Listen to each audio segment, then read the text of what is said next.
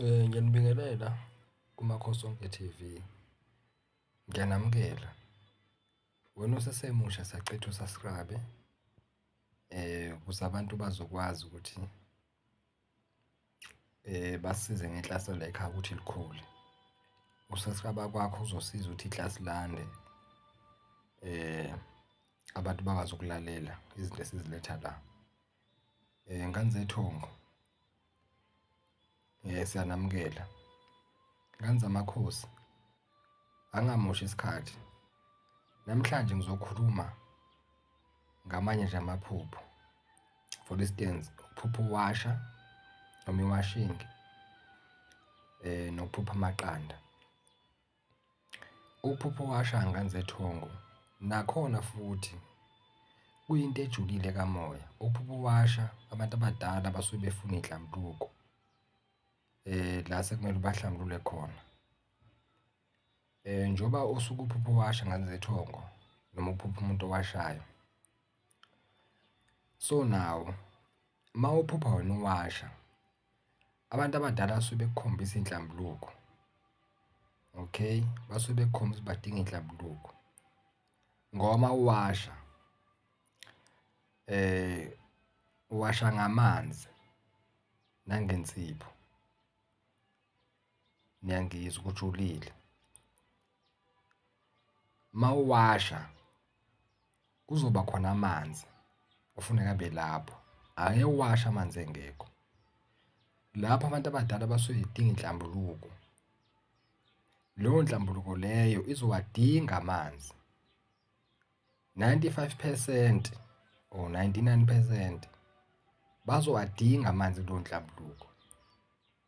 Singazi-ke ngoba mawuwasha ufaka insipho.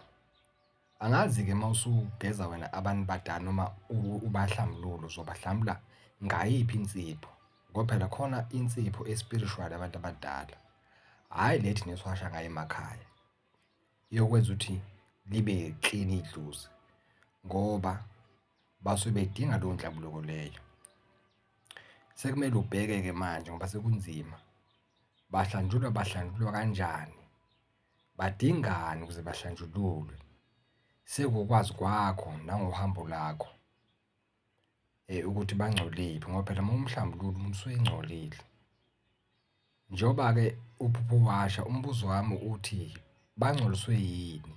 Yini ufuna ubahlambulule? Ngiyazibuzela nje ngidlula ngendlela. And lapho abantu abadala mawuphupho washa kusuke kuyithunywa zakho zikukhombisa ukuthi khona idlozi elingcolile noma khona abangcolile noma khona ukungcola okhona okusekhaya lakho. Ikuphi ekhaya lakho? Esemzimbeni wakho.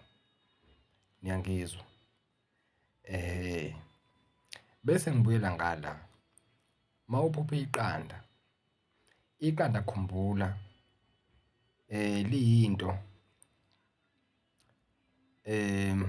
engizibeka njengokuthi ngoma ukhumbula iqanda nje lilodwa liyisiqalo esisha ngoba kusuke kuzofomeka something lapho entsha noma enhle noma kusuke kuyisiqala kwempilo, the beginning of life.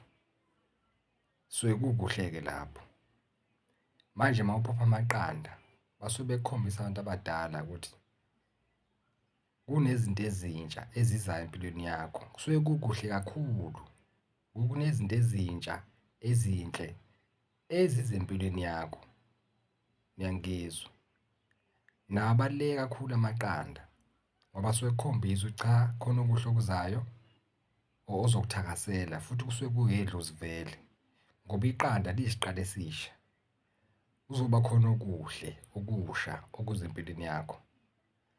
Then now mawusuphupha lawo maqanda lawo efile noma iqanda elifile bakukhombisa abantu abadala. Sorry ngane zethongo. Bakukhombisa abantu abadala ukuthi wena shuthi isiqalo esisha sakho asizukwenzeka ngoba silimele.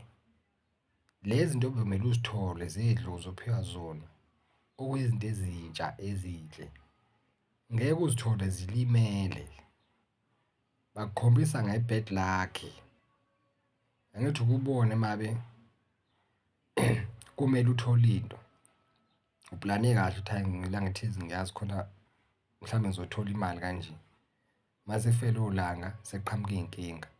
Imali phela ibizoqhamuka njenge-future njengento yakusasa but azange kusenzeka. That's a bad luck. Bakukhombisa nje ukuthi kune-bad luck eza empilweni yakho. Nawu-ke uyilwa kanjani-ke leyo? Ayi asazi-ke sekwazi wena ngoba phela la maphupho afika kuwena. Ngane zethongo, Nxesi Makhosi. Njengoba umkhulu echaza-ke lapho ngibulele kanjalo-ke ngala emakhosini asekhaya.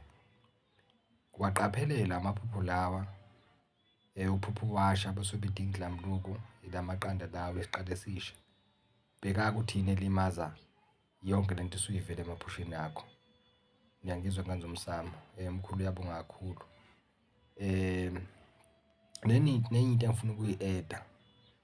Then bantu abadala lokuphupha udaka ngiyayi-add-a nje lapho. Ukuphupha udaka lumele ubunzima. Njengoba usuke uluphupha lo daka kusuke kumele ubunzima osazobhekana nabo.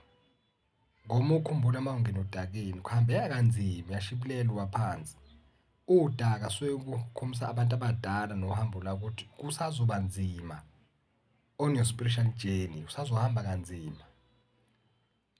Uphupha phansi udakeni noma uphupha udaka noma uphupha abantu behamba udakeni bakukhombisa kanjalo abantu abadala ukuthi uhambo lakho lusazoba tough ngendlela exa ukwenza.